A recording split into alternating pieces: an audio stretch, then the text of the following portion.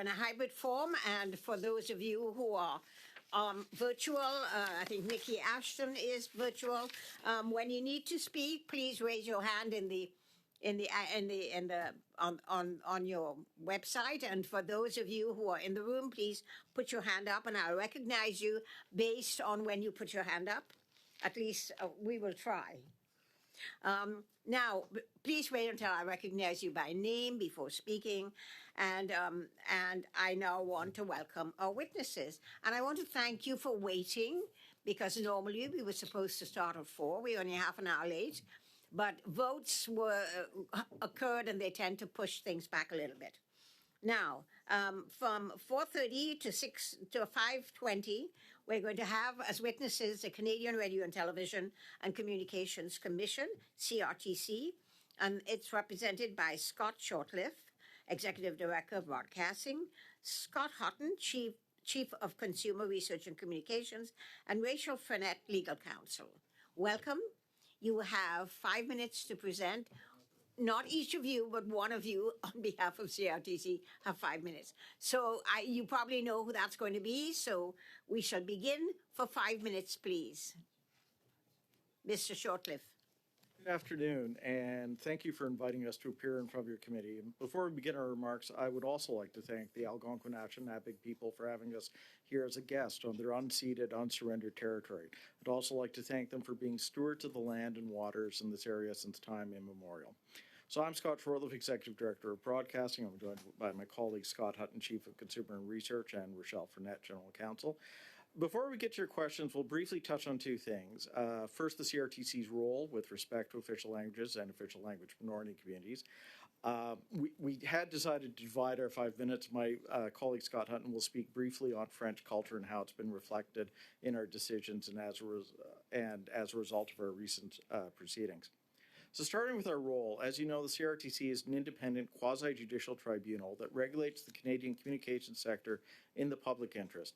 We hold open public hearings on telecommunications and broadcasting matters and make decisions based on that public record. We're responsible for achieving the policy objectives of the Broadcasting Act. The Act recognizes, among other things, that the English and French-speaking communities have different requirements. We must consider the impact of our decisions with this in mind. In fact, the Online Streaming Act stated specifically that while the two communities share common aspects, it is our duty to consider the minority context of French in North America. This is something we strive to do in all of our decisions. Over the years, the CRTC has established regulatory policies that take into account the different needs of the French language market. These include, for example, the requirement that French language commercial radio stations play a certain percentage of French language music each week. We also require broadcasters in Canada to make certain culturally relevant channels available in markets where there are official language minority communities. These include important French language channels such as TVA, Ici ADI, and Météo Média. These measures are in part how we are fulfilling the mandate given to us by the Broadcasting Act to make English and French language broadcasting of equivalent access and quality across Canada.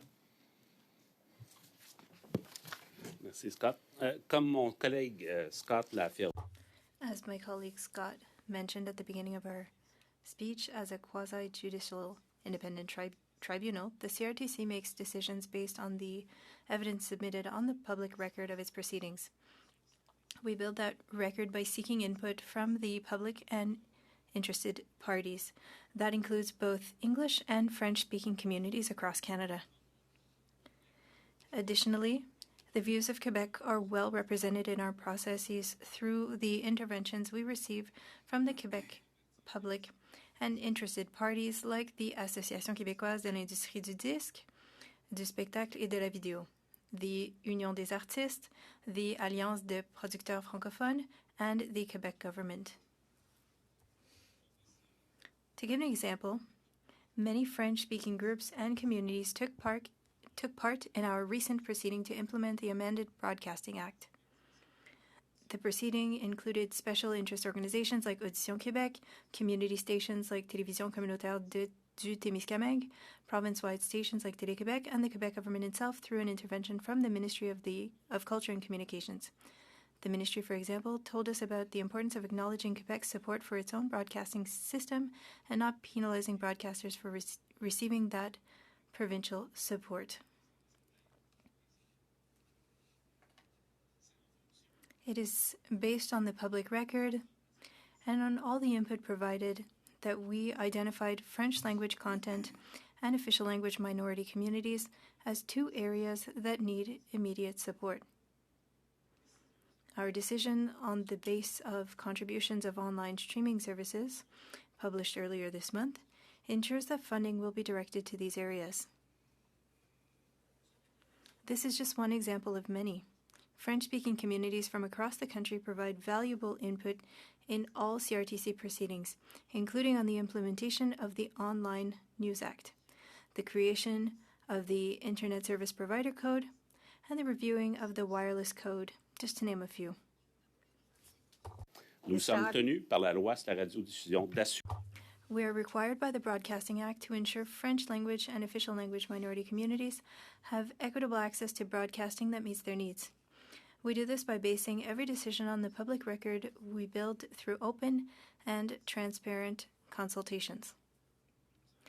We look forward to building on our track record of success in this area and maintaining a constant dialogue with all our partners. Thank you. We look forward to your questions. Thank you very much. Now, we're going to go to the question and answer period. And the first round is a 6-minute round, and 6 minutes includes the question and answer. So I'm going to begin with the Conservatives. Monsieur Good, for 6 minutes, please. Merci beaucoup, Madame la Présidente. Thank you very much, Madam Chair. Thank you to the witnesses for being with us. In Bill C-354, as it is written, are there any elements that are binding to the CRTC?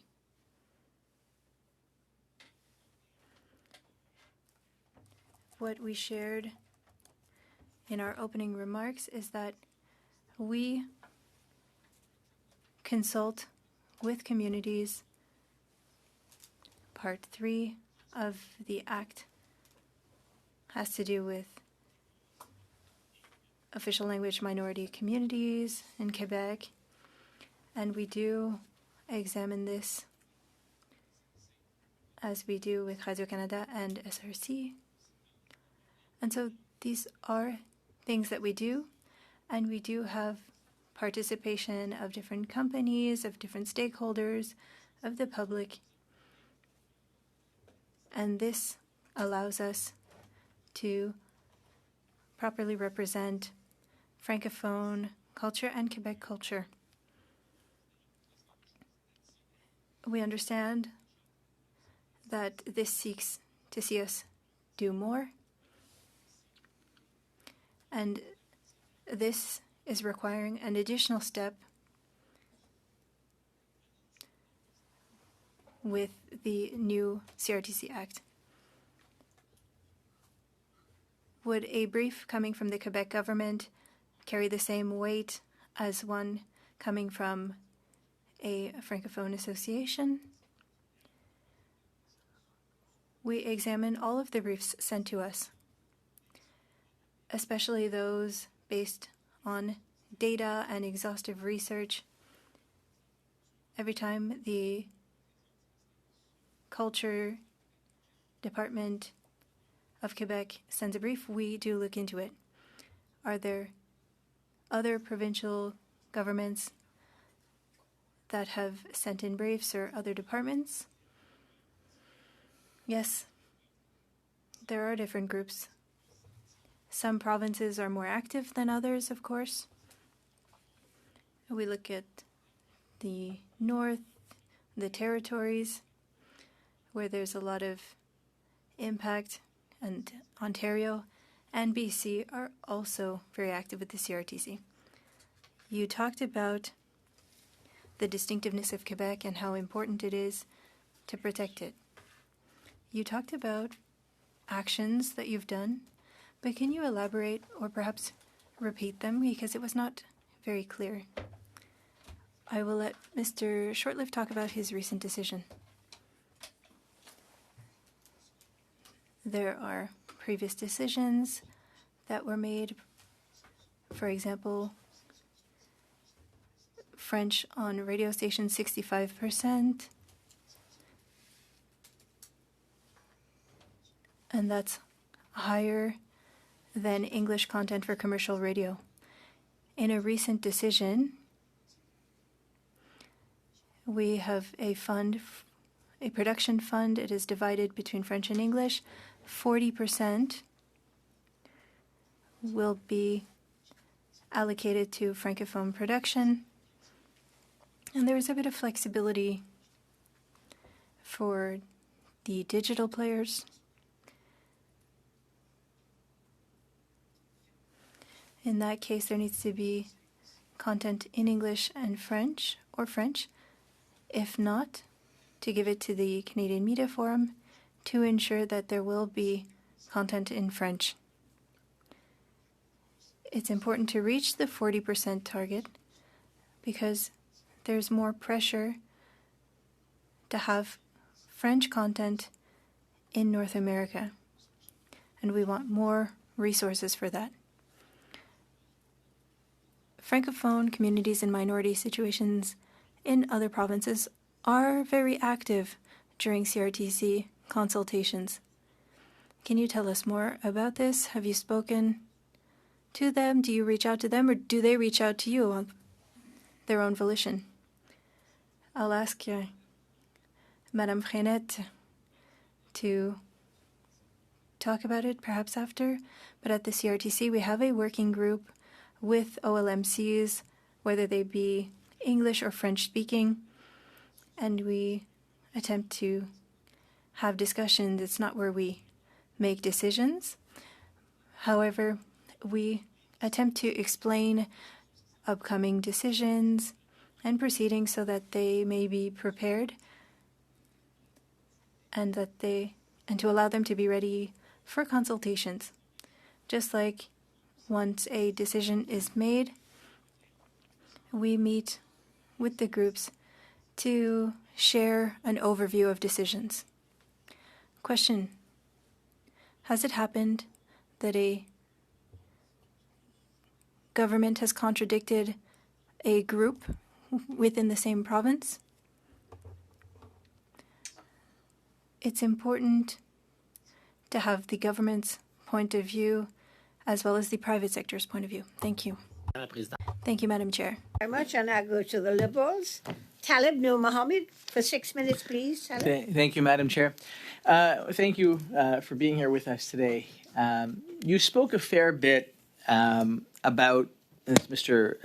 Shortcliffe. You spoke a lot about the nature of programming that takes place. Mr. Hutton touched on the consultations that do take place.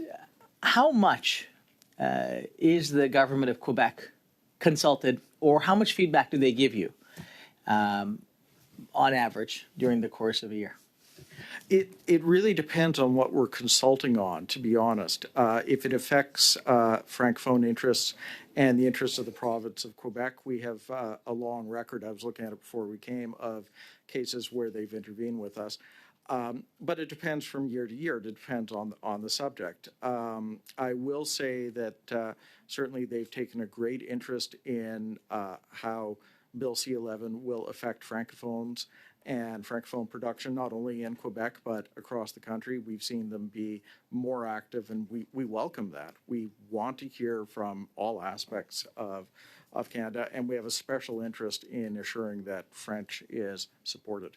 Can you think of any instances where Quebec or other provinces were not given the opportunity when they wanted to give you feedback, to give feedback? There's none that I can think of. Certainly, we exist on the basis of public processes.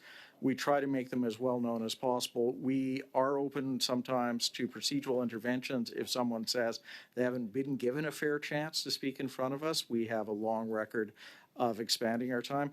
We would welcome interventions from Quebec and indeed from all provinces. So, given everything that you've just said, and I would turn to either of you who might want to respond, or any of you who would want to respond to this, what would this bill do then in terms of it seems to me like what the bill is asking for is already moot because you already do it. You're already doing extensive consultation. You're already listening. You're already hearing from all the provinces, particularly Quebec, on a very regular basis. So I'm just curious as to what value, without being disrespectful, what the value add of this would be, and frankly, if you could tell us what the risks of this might be. Well, and I want to be very clear here. Our chair sometimes used the phrase that we're takers of legislation. If in the wisdom of Parliament it passes this bill, of course we will implement it fully and enthusiastically. So I want to be clear that we're not here to testify in any way, shape, or form against this legislation. I will say, as my colleague Mr. Hutton outlined, we do have a concern that if there's a growing tendency to say you must consult with this group, you must consult with that group, and it adds up over time, that can slow us down in a period of time when we're trying to move very fast. That is a concern we have, that if the Broadcasting Act is continually added to in that way. But I also want to make it clear, we're not here to say, therefore, we object to this bill. We do have a concern about our workload and about the expectations about consultations. Our view is that we consult openly, anyone can come to us. If there is a bill, it can be read into in different ways. Will people have an expectation of pre-consultations? That is not in the bill, and I want to be clear that the bill is very carefully drafted. We are worried about expanding scope of who we have to consult with before we make a decision. So I just want to be very clear that in the context of this, which speaks to, the government of Quebec, cultural distinctiveness of Quebec, and francophone markets, you've said pretty clearly that extensive consultations already occur. There are no instances where the province of Quebec or any other province has not had the opportunity to be heard at whatever length they saw fit, that you go to great pains to make sure that those voices are heard and that their opinions are considered. What is your... if I were to put it this way, is there more that you could do, or do you feel that everything that is being done could possibly be done? Because it seems to me like it is. I don't want to lead you to a certain answer, but it seems to me that if everybody's saying we have the chance to talk to the CRTC at length, at whatever time and place that works for us on the issues that are of concern, particularly the Francophone community and to Quebec, and nobody's saying, hey, listen, the CRTC is shutting the door on us. I'm just curious if there is even anything more you could possibly do. I'm going to ask my friend Mr. Hutton to answer, because in a legal sense, I don't think there's more to do. I think we can always do better reaching out to people and encouraging them to participate. Scott, would you like to address that a bit? The new evolution of the Broadcasting Act certainly is asking us to do more consultation with everyone to make sure that we do reflect the full diversity of Canada, that we do reflect the objectives for Canada's broadcasting system that are reflected in there. So certainly we've, with the act wisely passed by Parliament, we are stepping up, what I would call more our engagement approaches, which is, I mentioned before what we're doing with the OLMC groups is doing more issues that. We've established a group Indigenous relations team, which is going out throughout the country and visiting with various Indigenous communities to try to, get the pulse of those communities and ensure that they actually participate in our proceedings. So there is always more we can do, and we are working on that right now. Thank you very much. I now go to the Bloc Québécois. Martin Champoux, 6 minutes, Martin. Merci, Madame la Présidente. Thank you very much, Madam Chair.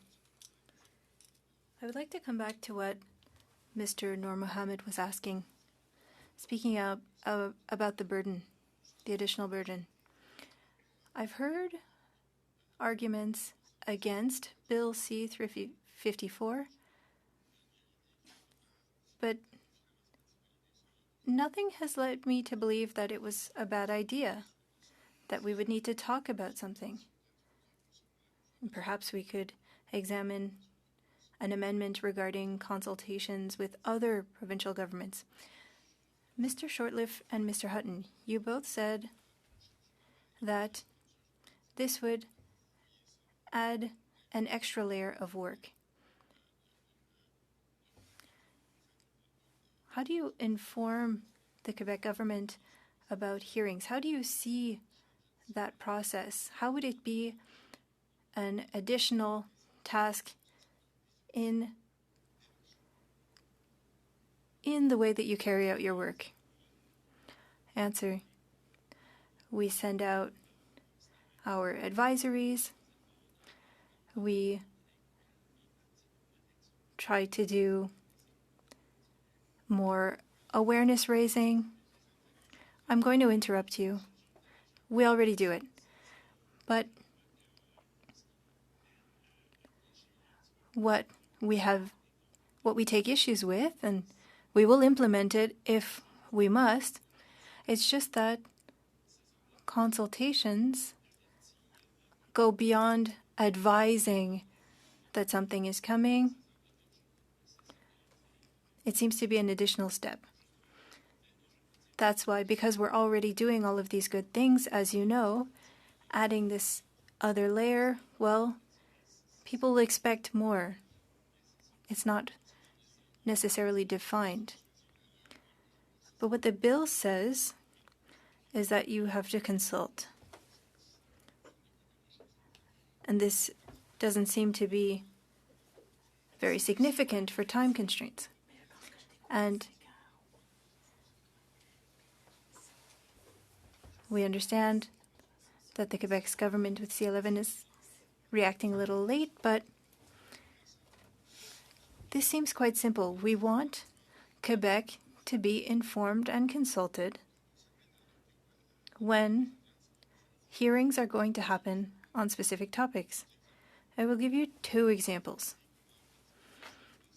to share how the CRTC might require some insight from the Quebec government. In 2005, there was CKRC that closed a radio station, and the National Assembly asked the CRTC to not allow for this closure of this station. It was part of Quebec's heritage. But the CRTC decided to maintain its position and to allow for that station to be closed. Same for 911. 911 services in Quebec were not regulated. Services did not have to be offered in French in Quebec, and the Quebec government asked the CRTC to change that, but the CRTC did not change its rules. It informed telecommunications companies, please adjust. And so I think it's justified that there needs to be more in-depth consultations. We're not saying that you're not doing your jobs. I hope that's not the impression that you're getting from me. We're asking that you tell the government of Quebec what's coming and say to the different groups, this is what's coming, please send us a brief. It doesn't mean that everything that you suggest will be implemented. It just shows that you will be hearing them out. It's not that difficult, so that's why I wonder what you mean when you say that it's an additional burden, an additional task. In many cases, Quebec does send in a brief in proceedings. Unanimous motions, whether they be from Quebec or other provinces or their chambers, we do a focus on them, on these comments. You talk about information. These are things that we already do, and of course we can always make improvements. And we take issue with the word consultation because it seems to be less clear, because in our other proceedings it means something more significant. We are an independent government agency, and we're a little uncomfortable. We're asking us to consult governments in a different way, so that we're a little bit uncomfortable. I know I have very little time left. Do you agree that in the case of Quebec, and the situation of French in North America, well, it might be justified for Quebec to be consulted on specific issues. We listen very carefully to what Quebec has to say during our hearings, and they are significant stakeholders, and we want to ensure the success of the francophonie in Quebec. And that's what I will be able to respond to your question. Very much. For the New Democrats, Nikki Ashton. Nikki, 6 minutes, please.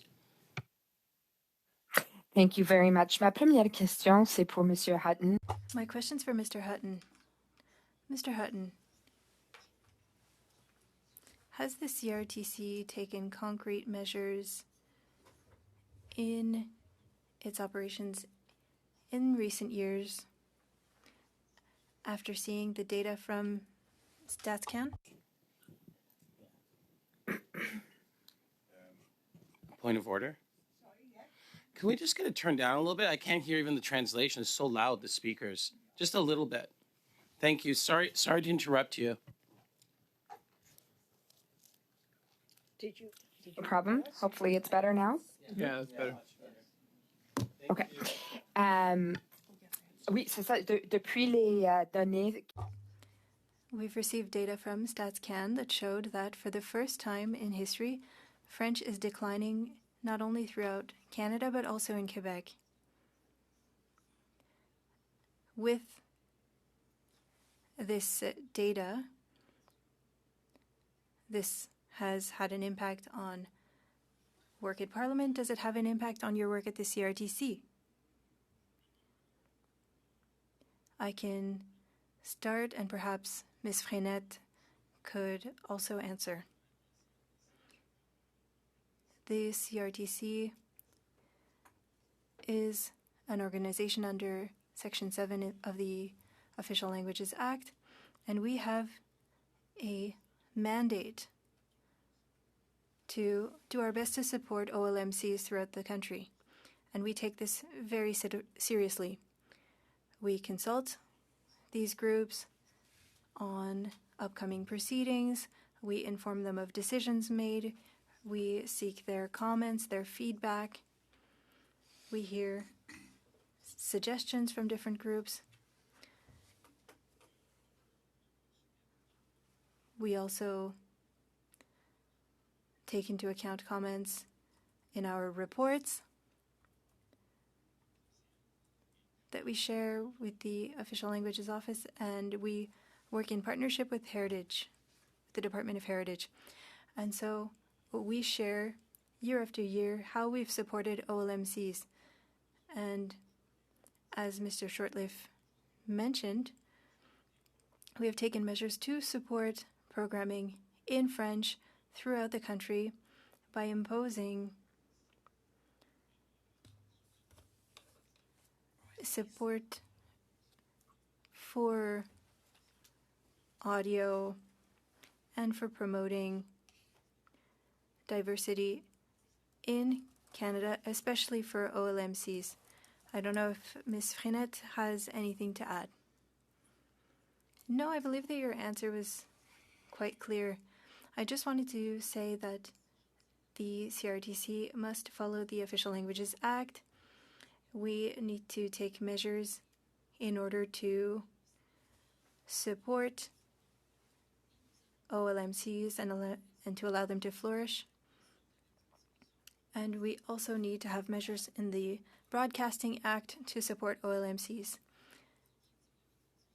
Adding these obligations in broadcasting, well, the CRTC is well aware of the realities of the OLMCs, and the CRTC does its best to support these communities.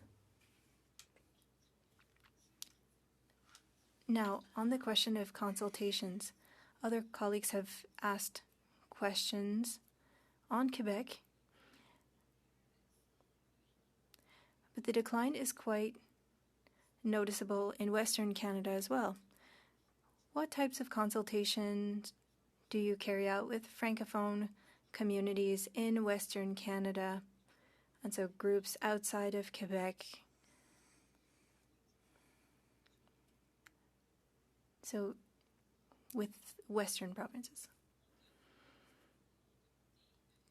We know the communities, the groups that represent these communities. We invite them to participate in our public proceedings. Recently, we saw files that would impact the Francophone community in Alberta, and we sought the comments of these communities so that we can make decisions that reflect the needs of those communities. Very well. In English, I was interested in hearing a bit more about your consultation with Indigenous communities. Obviously, that somehow, that connects somehow to official languages, but is, I think, something that all of us as parliamentarians would like to hear more about, given Canada's responsibilities around reconciliation. So, if you could share some feedback on the kind of work you're doing in terms of consulting with Indigenous communities. Absolutely. I might start, then I'll ask. The biggest ones. Yeah. I'll start. 52 seconds. Okay, I'll do it very quickly then. We've currently launched a process on co-developing a Indigenous broadcasting policy. We had done a first stage pre-COVID, and then with COVID, we unfortunately had to stop. We are soliciting interventions from Indigenous people. It's going to be a bit of a long process because we want to co-develop. We don't want it to be just coming from the CRTC. We want to work with Indigenous audiences and creators across Canada, help them define what Indigenous content is and what is relevant to their communities. And I'll just throw in, because we're short on time, we've also created an Indigenous Relations Unit, which reports to Mr. Hutton, that is actively creating links with Indigenous communities, both on the broadcasting and telecom fronts, that will serve us well in the years to come.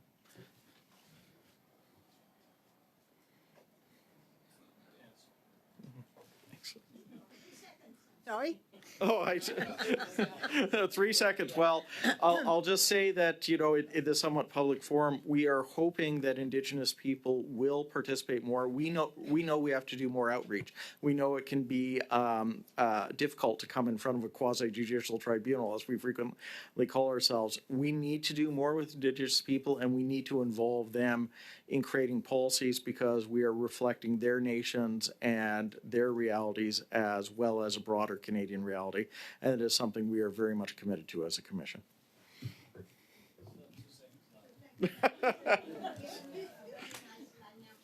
You could have an extra 10 or 15 seconds. Okay, thank you.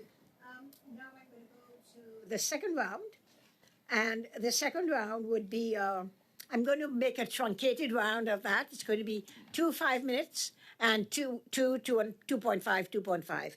We're not going to go to the second piece of the second round because we have to move on. So now, Ms. Thomas for the Conservatives. 5 minutes, please, Rachel. Thank you very much. I guess a very quick question that I have for you is, this bill uses the word consult. If this bill were to go through, how would the CRTC define consult? How would you know, in fact, that you have done so? Since the bill hasn't passed, we haven't turned our minds to exactly how we would implement it. We would, of course, need to see the final version of the bill. What I could say is we do try to interpret bills in the spirit in which Parliament passes them.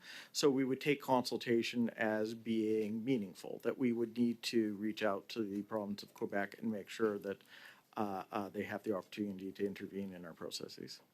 Sure. So one of the things that continuously is happening at this table is there's a lot of talk about consulting with Quebec, but you'll note that Bill C-354 also requires you to consult with the governments of other provinces, correct? Mm-hmm. Yes, absolutely, and that is an element we'd have to look into. We're very aware of the status of official language minority communities across Canada. We are trying to do more with them. Our annual meeting with them has now become a 3 times a year meeting, and we would absolutely respect the bill and be reaching out to every province to discuss the status of their official language minority communities. Great. You're of course here as representatives from the CRTC. You're responsible for regulating radio, television, and now under Bill C-11, the internet. You've already stated that that's a pretty big job. There, of course, are many anxious players in the field that are looking for a definition to CanCon. It was defined in the 1970s. It's quite antiquated. It was created for radio and broadcast television. Those players that need this definition, of course, are making business decisions day in and day out, and they've been told to sit tight, that there's other regulatory decisions being made first. When can they expect an updated definition to CanCon? So we're working on several steps. We're looking at a hearing early next year, but what we've done so far this year is we did engagement sessions with members of the industry in cities across Canada. We had over 300 participants in that. That gave us a good view of what members of the industry think. That includes, by the way, streamers. It was not just with traditional Canadian broadcasters. We're working now on a report on that. We're also trying to stand up some Sorry, public I'll just bring you opinion back research. to my question here, Yeah. because you're getting off topic. I'm just asking when can stakeholders expect a definition of CanCon? In 2025. In 2025? Yeah. At what point in 2025? I'm unable to give you a precise point yet, but we're trying to move it up as fast as possible. So do you think like spring of 2025? I really can't give you a precise estimate at this time. I'm sorry. Why was the definition of CanCon not given priority? It seems like that should have been the thing to lead with. The commission made a decision to start with contributions to the system. We see CanCon as a priority. I'll say that one of the elements of CanCon we need to do is engage Canadians on the definition of CanCon and not just the industry. That does take some time, but we realize that this is something important that we need to get right. And that so one of the will things take that some streamers time. are stuck with, of course, is now paying a 5% tax, and it's going to go into a fund that is going to pay for CanCon, but they don't actually know what CanCon is. Don't you think that's a little backwards? Well, they're being asked to make a contribution, obviously taxes are collected by revenue. We've actually given them the flexibility saying if you spend on the existing definitions of CanCon, there is an existing definition, instead of contributing to a fund, you can spend directly. Our objective here is to create more Canadian content. It's not necessarily to support a fund. We've given them that you just flexibility. used the definition Canadian content, but you actually haven't updated it for them yet. But you've told them that that's what the money is for. There is an existing definition which we have said we are in the process of updating. They can use the existing definition for direct spending currently. So I think just to be really clear here, you basically just issued some word salad to basically say they still can sit tight, but they'll be forced to pay this 5% tax towards something that they actually don't even know what it is because it's not yet defined according to the definition that will be coming in 2025. So you're asking them to pay a new tax towards an antiquated 27 definition. seconds? I would say that we've asked them to contribute to the Canadian broadcasting system as the bill passed by Parliament requires us to do. They are doing it in many different ways. They have flexibility in how they're doing it. Mr. Shortliff, I'm going to cut you off there because I do need to move a motion, but thank you very much for giving it your best shot. Motion moving. It's not up. 3 seconds. I just gave notice that I'm moving a motion, which means the clock stops. I am moving a motion, given the amount. I'm sorry, Chair. I just said that I'm Go ahead, moving a motion. Please, Ms. Thomas. I'm Move just your being motion. interrupted by across the table. Move your motion. Thank you. The motion that I wish to move is as follows. Given the amount of outstanding work at this committee, the committee instructs the chair to schedule 5 meetings between July 8th and September 13 to address reports that consumers may face higher prices after streaming giants are told to invest $200 million in Canadian film, TV, and music, and the impact this will have. The minister's outstanding appearance on anti-racism and other matters deemed relevant by the committee. The reason why I'm moving this motion is because this committee certainly has still quite a few things on the docket that are outstanding. There's nothing that precludes us as individuals here at this committee from working over this summer. And so my suggestion is that we would then take on 5 meetings from July 8th to September 13th. Let me give some examples. Bill C-11, of course, threatens the choice and reasonable prices that Canadians have with regards to access to streaming, and the slowness with which regulations are rolling out from the CRTC does need to be looked into.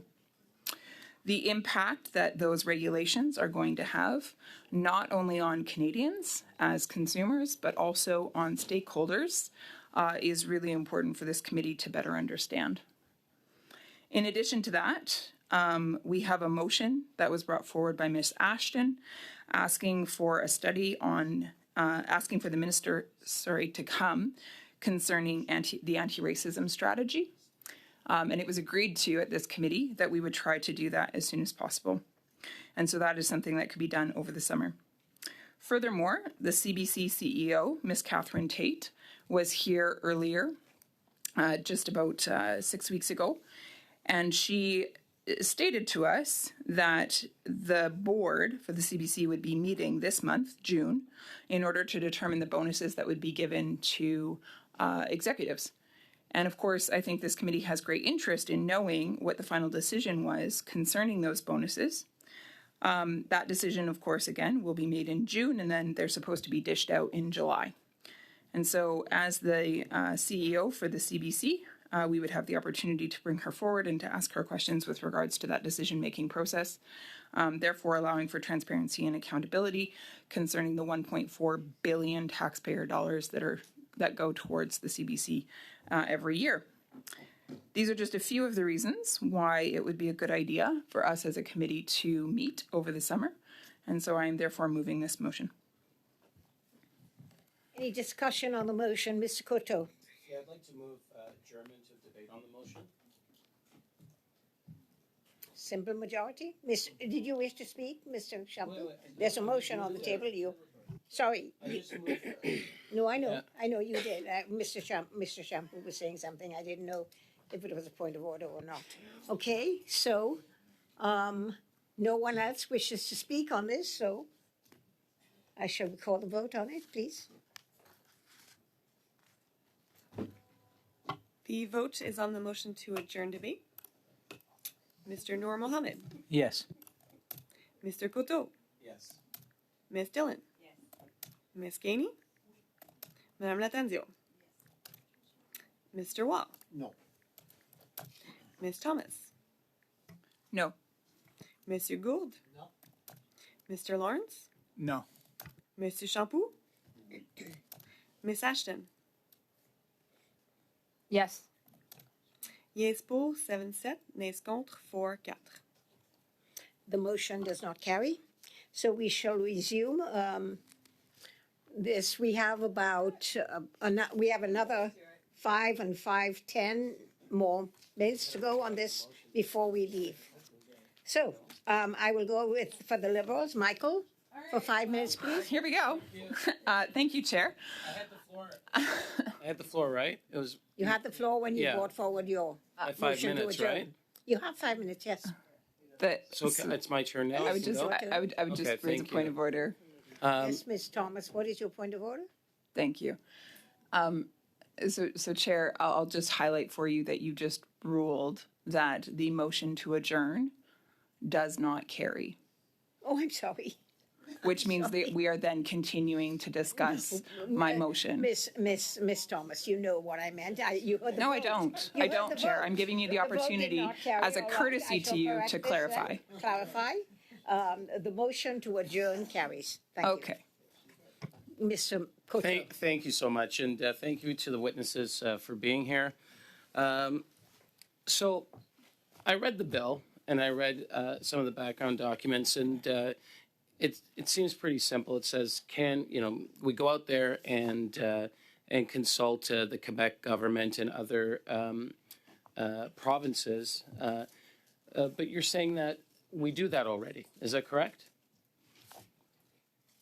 What we're saying is that we're open to anyone participating in our proceedings. We frequently have provinces and territories participating in our proceedings. They are open to all, whether it's a province or an individual.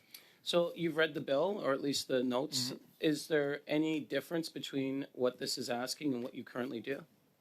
Are there any specifics? Did you want to, or I could? Okay.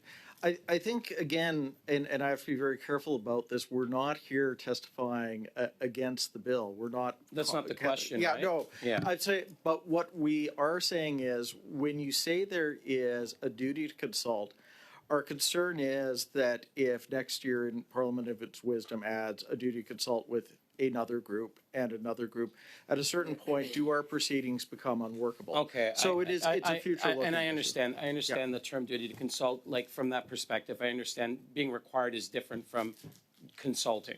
We know that the French language is probably the fastest growing language internationally. I think by 2050 there'll be 750 million speakers on the planet. It's growing rapidly. There's 125 million learners as we speak today around the world. The content's important for Canada, but it also contributes content to the world. And so there's an economic piece. Obviously, there's a second language responsibility as Canadians, as part of who we are as Canadians, but there's an economic piece to it. All across this country, we have pockets, outside of Quebec, large pockets in some cases of Quebec, French-speaking Canadians. So my question is, over the last 5 years, and one of your responsibilities, your mandate is to issue licenses and to regulate, but how many licenses have you issued to French-speaking communities outside of Quebec?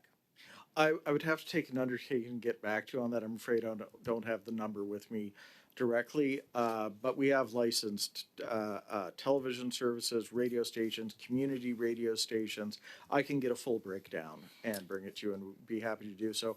I'll also say that we also work with and consult with, for example, French production companies. I mentioned earlier that we traveled across Canada asking about definitions of Canadian content. When we did that, we also met with production companies. I had the opportunity to sit down with the French language production company. Can I jump in? I only have a few minutes. I'm sorry. I really appreciate your answer. Yeah. I just so one of your mandate is to create, connect, and protect. Yep. A big part of that would be making sure that French-speaking Canadians have the type of content that contributes to keeping people connected and providing the right information. I know you don't create content, but you create the conditions that allow that to happen. So my question is, in this current environment, and we've seen like media, shift drastically, do you issue licenses where it may potentially not make money, but at the same time, serves to protect and create and promote? We do, certainly with community stations. I think, though, we want to have a virtuous circle where supporting French also makes you money, and we're looking at how to do that. And I think we also see one thing that with streaming and other services, there's also an opportunity to bring French-Canadian content across the world. Right. And we think that, when we talk about integrating streaming services in, it's not just challenges, it is also opportunities, and it's something that we're looking forward to engaging more with them about. I heard you say at the very beginning that there was a requirement for French-speaking channels to have a certain amount of French content. If they're French-speaking channels, shouldn't they be entirely 35 seconds? I'll just say that it's interesting. For example, if you look at French radio stations, they have said to us openly, younger people are listening a lot to English songs.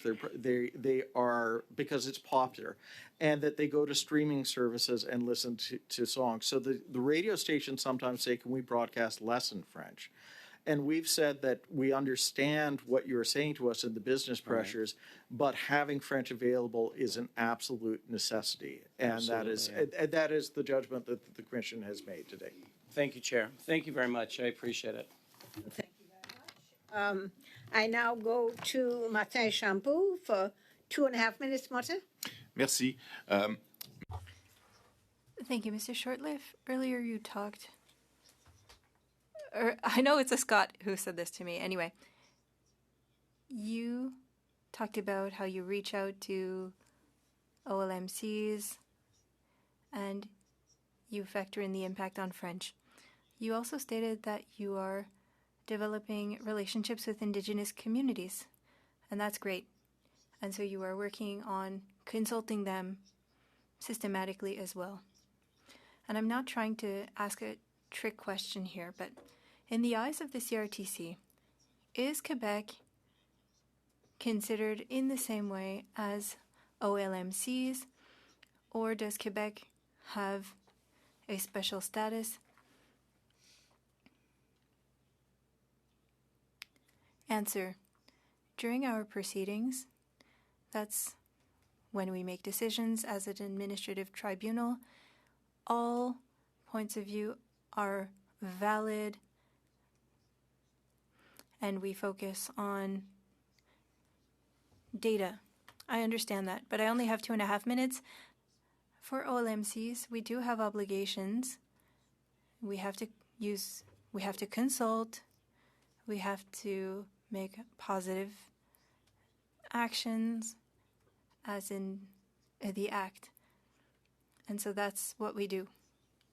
You already have these obligations to consult certain groups like OLMCs and like what you are attempting to develop with Indigenous groups, so you're not strangers to this process.